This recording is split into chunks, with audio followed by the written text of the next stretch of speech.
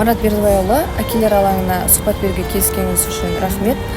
Сізді ұлтқа жаны ашитын қазақтың бір туар азаматы ретінде білеміз. Жақында темір тұлпарлы болдыңыз, байқауда бас жүлде жеңіп, Астанаға тізгіндеп келдіңіз бе? Жоқ, олай болған жоқ. Ол темір тұлпар Шымкент қаласында өткен Шалқар Әбішұлының 80 жылдығына орай ұйымдастырылған, сол оңтүстік өңірдегі және Шалқар әкеміздің шығармаларын насихаттау бағытында ұйымдастырылған шарада нәсіп болған бәйге еді. Менің әкемнің өз көлігі жоқ еді. Оның үстіне әкем жаяу болғаннан кейін сол алған бойда ауылға апарып әкеме мінгізіп кеттім. Сіз қандай әкенің ұлысыз? Кім жаман әкенің ұлымын дейді, барлығы да жақсы әкенің баласымыз дейді ғой. Сол біздің бойымыздағы адамгершілік қасиеттеріміз және ағайын туыс, дос жаран және өзіміздің ортаға деген қарым қатынасымыз, адамгершілік байланысымыз барлығы сол әкеміздің тәлім тәрбиесін көрсетіп тұр деп ойлаймын. Сіздің әкеңіздің қандай ақыл сіздің өміріңізге тірек болды? Менің әкем көп ақыл айта бермейді. Мен өзім оның үстіне шал кемпірдің қолында өстік дейміз ғой, ата-әжеміздің тәрбиесінде болдық. Ол кісілер 96-ға келген кезінде дүниеден өтті.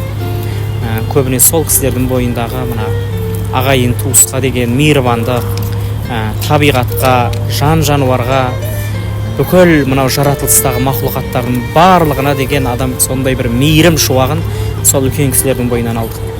Ал енді өзімнің әкем, мен сол оқуды бітіріп, университетті тәмамдап жүрген кезімде, сен енді үйленбейсің ба, отбасын құрмайсың ба, шаңырақ көтермейсің ба деп енді шешеміз әңгіме қозғайды ғой. Сол кезде әкем күліп тұрған қызды алды. Күліп тұрған қызды алды. Содан кейін сол бір жылы жүзді, мейман жай келіншек алдық деп ойлаймын. Сол айтқан ақылымен қазіргі отбасымның іргесінің берік қалануы сол кісілердің бір ауыз айтқан сөзінің маңайында ұққан талап шарттар негізінде ғой деп ойлаймын. Әке ретінде еске түсетін бір әнді акапелла ретінде орындап берсеңіз.